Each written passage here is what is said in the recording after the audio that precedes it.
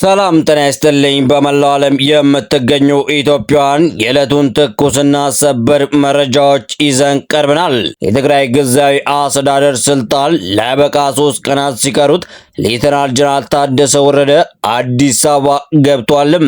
በሌላ በኩል የኤርትራ ሰራዊት ወደ ሽራሮ መግባቱ ተሰምቷል። በዓለም አቀፍ ደረጃ ደግሞ ትራምፕ ኢራንን ነዳጅ ወስዳለው ሲሉ ዝተዋል። የሲቪል በሮች በቴህራን ላይ ተከፍተዋል። ጦርነቱ ወደኛስ ምን ይዞ ይመጣል? ዝርዝሩን አብረን እናያለን። በቅድሚያ ቪዲዮ ላይክ፣ ሰብስክራይብ በማድረግ ጀምሩትም።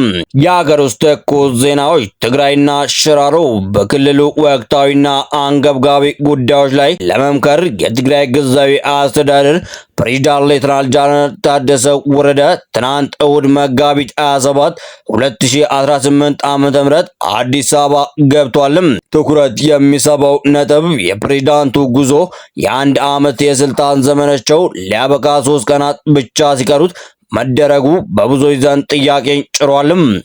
ጠቅላይ ሚኒስትር አብይ አህመድ ጋር በሚያደርጉት ምክክር ምን ውሳኔዎች ይተላለፉ ይሆን የሚለው ይጠበቃል። ሰበር መረጃም። በሌላ በኩል የኤርትራ ሻዕቢያ ሰራዊት ትናንት ወደ ሽራሮ ከተማ መግባቱ ታውቋል። ይህ እንቅስቃሴ በአካባቢው ያለውን የጸጥታ ሁኔታ ወደ ከፋ ደረጃ ሊያሸጋግረው እንደሚችል ስጋት ፈጥሯልም። የኢኮኖሚ ትኩሳትና ነዳጅ ችግሩ በኢራንና በአሜሪካ እስራኤል መካከል የተቀሰቀሰው ጦርነት የኢኮኖሚ ትኩሳቱን ወደ ኢትዮጵያ ሰዶታል። ነባራዊ ሁኔታ መንግስት የነዳጅ ቁጠባ መልእክት ካስተላለፈ በኋላ አጋጣሚው የተጠቀሙ አንዳንድ ነጋዴዎች ነዳጅ በጓዳ ህዝብ በሜዳ እንዲሆን እያደረጉት ይገኛል። ይህም በትራንስፖርት በኑሮ ውድነት ላይ ጫና ፈጥሯልም። የኢራንና አሜሪካ ፍጥጫና የኢትዮጵያ የባህር በር የዲፕሎማሲ ዜናም። በኢትዮጵያ የኢራን አምባሳደር አሊ አቡበከር ራዛኒ ኢትዮጵያ በሰላማዊ መንገድ የባህር በር ለማግኘት የምታደርገውን ጥረት እንደሚደግፉ በይፋ ገልጸዋልም። የጦርነቱ ሰበር በቴህራን ላይ በደረሰ መጠነ ሰፊ የአየር ጥቃት ከፍተኛ ወታደራዊ መሬት ተገሏልም። ዶናልድ ትራምፕ ለፎክስ ኒውስ በሰጡት መግለጫ ኢራን በፍጥነት ስምምነት ካላደረገች ነዳጃቸውን ለመውሰድ እያሰብኩ ነው ሲሉ ጠንካራ ማስጠንቀቂያ ሰጥተዋልም። የተኩስ አቁም ተስፋና ማጠቃለያ ተስፋም። ፓኪስታን ባቀረበችው የሰላም ማዕቀፍ መሰረት ለ45 ቀናት የሚቆይ ተኩስ አቁም ለማድረግ ጥረት እየተደረገ ነው። የሆርሙዝ ወሽመጥ እንዲከፈት ቢጠየቅም በአሁኑ ሰዓት ያለው የባህር ትራፊክ ከወትሮ በ90 በመቶ ቀንሷልም። ጦርነቱ ነገ መፍትሄ ያገኘውን አብረን የምናየውናል። እስከ መጨረሻው አብራችሁን ቆዩም። ወደ ሙሉ ዝርዝር መረጃዎች ስንገባ ጀነራል ታደሰ ወረደ ለአስቸኳይ ምክክር አዲስ አበባ ገብቷልም። ከመጋቢት 30 በኋላ በኃላፊነቱ ስለመቀጠላቸው ወይም ስለመተካታቸው እስካሁን የተገለጸ ነገር የለም። በሌላ በኩል ትናንት መጋቢት 27 ቀን 2018 ዓ.ም በሽራሮ ከተማ በተገበረ የሃይማኖት በዓል ላይ 700 ኤርትራውያን መሳተፋቸው የመንግስት መገናኛ ብዙሃን ዘግቧልም። በሁለቱ ወገኖች የሃይማኖት አባቶች ታጅቦ የተከናወነው የድንበር ተሻጋሪ በዓል አከባበር ዛሬም ቀጥሎ ይውላል ተብሏልም። በሌላ በኩል የኤርትራ ሰራዊት ወደ ሽራሮ ከተማ መግባቱ ተገልጿልም። የሰራዊቱ ወደ ከተማ መግባት በአካባቢ ያለውን የጸጥታ ወደ ከፋ ደረጃ ሊያሸጋግረው እንደሚችል ተሰግቷልም። እስካሁን ድረስ የኤርትራም ሆነ የኢትዮጵያ መንግስት በጉዳዩ ላይ የሰጡት ይፋዊ መግለጫ ባይኖርም ነገሮቹ ወደ ጦርነት እየቀረቡ ያለበት ሁኔታን አመላካች እንደሆኑ ተጠቁሟልም። እንዲሁም ነዳጅ በጓዳ ህዝብ በሜዳ መንግስት የነዳጅ ቁጠባ መልእክት ካስተላለፈ በኋላ አጋጣሚ ለአንዳንድ ነጋዴዎች ያልተጠበቀ የገቢ ምንጭ ሆኖላቸዋልም። ዛሬ ሰራተኛና ተማሪ በታክሲ ተራ ለሰዓታት ሲቆሙ በየጓዳው ግን ነዳጅ በጀሪካን እየተሞላ ይደበቃልም። ይህ ሰው ሰራሽ እጥረት በዘርፉ ላይ ከፍተኛ ቀውስ የፈጠረ ሲሆን ድርጊቱም የጦርነቱ መዘዝ ሳይሆን የሞራል ዝቅትነት ውጤት ነው። መንግስት በየጓዳው ነዳጅ በሚደብቁና የህዝብን ስቃይ ለትርፍ በሚያውሉ አካላት ላይ የሚወስደው እርምጃ ግን የላላ ይመስላልም። አካሄዱን በማረም ነዳጅ ከጓዳ ወጥቶ ለህዝብ አገልግሎት ሊውል ይገባልም። በመቀጠልም ኢራን የኢትዮጵያን የባህር በር ጥያቄ ደግፋለችም። ትራምፕ በኢራን ላይ ጠንካራ ማስጠንቀቂያ ሰጥቷልም። የሀገሪቱ የኢኮኖሚ እድገትና የህዝብ ብዛት የባህር በር መዳረሻ እንዲኖራት የግድ እንደሚል ጠቁመው መንግስት ጥያቄውን በዲፕሎማሲያዊ መንገድ ለመፍታት የሚያሳየው ቁርጠኝነት ለቀጠናው መረጋጋትና ትስስር የላቀ ፋይዳ እንዳለው አስታውቋልም። በሌላ በኩል አስነዋሪ የሆኑ ቃላት ያሉት የወቅቱ የአሜሪካ ፕሬዝዳንት በገጻቸው ያሰፈሩት መልእክት ማክሰኞ የኃይል ማመንጫዎች የድልድዮች ቀን ይሆናል።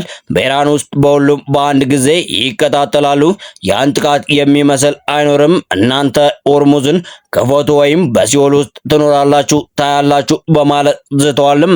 ኢራን በፍጥነት ስምምነት ካላደረገች ሁሉንም ነገር አፈራርሼ ነዳጃቸውን ለመውሰድ እያሰብኩ ነው ያሉት ትራምፕ፣ ሆኖም ነገ ስምምነት ላይ ለመድረስ ጥሩ እድል እንዳለና ድርድሮች እየተካሄዱ መሆኑን ጠቁሟልም። ፕሬዝዳንቱ አክለውም ከወራት በፊት በኢራን መንግስት ላይ ለመጽ አካላት የተላከ መሳሪያ በኩርዶች ሳይወሰድ እንዳልቀረ ገልጿልም። ኢራን የሆርሙዝ ሰርጥን እንድትከፍት በትራምፕ የተሰጣት የ48 ሰዓት ጊዜ ገደብ ነገ የሚያበቃ ሲሆን ዓለም አቀፍ ማህበረሰብ የነገውን ውጤት በጉጉት እየጠበቀ ይገኛልም።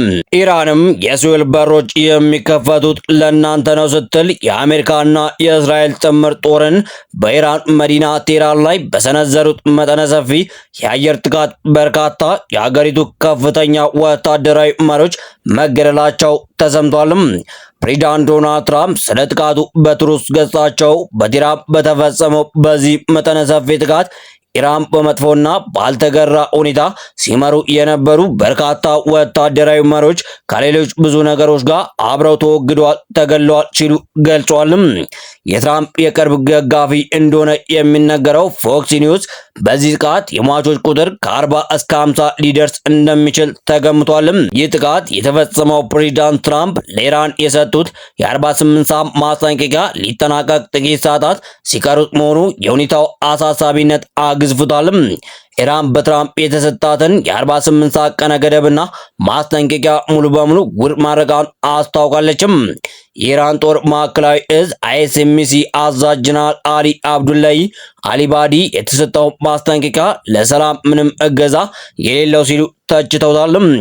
ጀነራሉ አክለውም ድርጊቱን በስሜት የተወሰነና ሚዛናዊ ያልሆነ የእብደት ተግባር ሲሉ የገለጹ ሲሆን ከመልእክቱ ዋና ትርጉም እንደተረዳ ነው የሲኦል በሮች የሚከፈቱበት ለእናንተ ለአሜሪካና ለእስራኤል ነው በማለት ጠንካራ የአጸፋ ማስጠንቀቂያ ሰጥቷልም። ፕሬዝዳንት ዶናልድ ትራምፕ ኢራን በዓለም አቀፍ የነዳጅ ንግድ መስመር ላይ ወሳኝ የሆነውን የሆርሙዝ ሰርጥን እንድትከፍት ለሁለተኛ ጊዜ የ48 ሰዓት ማስጠንቀቂያ መስጠታቸው ይታወሳልም። ኢራን ለዚህ ጥያቄ በሰጠችው የኃይል ምላሽ ሳቢያ ቀጠናውን ካለበት ወደ ከፋ ጦርነት ሊያመራ እንደሚችል ተሰግቷልም። እንዲሁም በ24 ሰዓት ውስጥ 15 መርከቦች በሆርሙዝ በኩል ማለፋቸው ተዘግቧልም። የዜና ወኪሉ የባህር ትራፊክ እንቅስቃሴው ከጦርነቱ በፊት ከነበረው በ90% ዝቅተኛ መሆኑን አክሏልም። የኢራን ውጭ ጉዳይ ሚኒስትር አባስ አራጋቺን ጨምሮ አንዳንድ የኢራን ባለስልጣናት ወሳኙ የመርከቦች መተላለፊያ እንዳልተዘጋ በተደጋጋሚ የተናገሩ ሲሆን ሆኖም ለጠላት አገራት የተዘጋ ነው ይላሉ።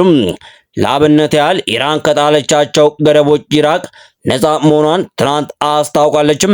በስተመጨረሻም አሜሪካና ኢራን የአስቸኳይ ተኩስ አቁም እንደቀረበላቸው ተዘግቧልም።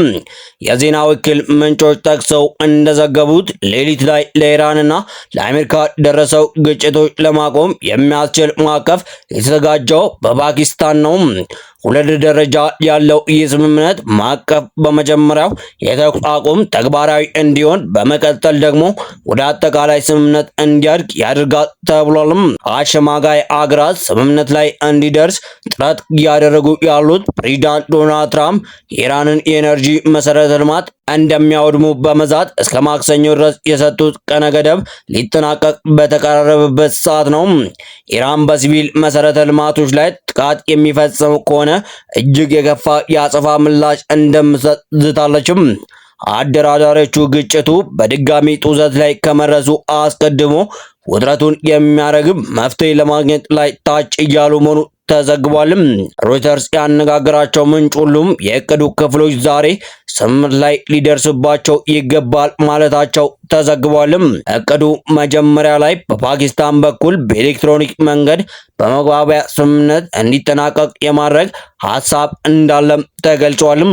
አሸማጋዮቹ የ45 ቀናት ተኩስ አቁም ስምምነት ላይ እንዲደረስ ለማድረግ እየጣሩ መሆኑን ለመጀመሪያ ጊዜ የዘገበው የአሜሪካ ዜና ምንጭ አክሲዮስ እንደዘገበው ይህንን ጥረት እያደረጉ ያሉት የፓኪስታን፣ ግብፅና የቱርክ አደራዳሪዎች ናቸው።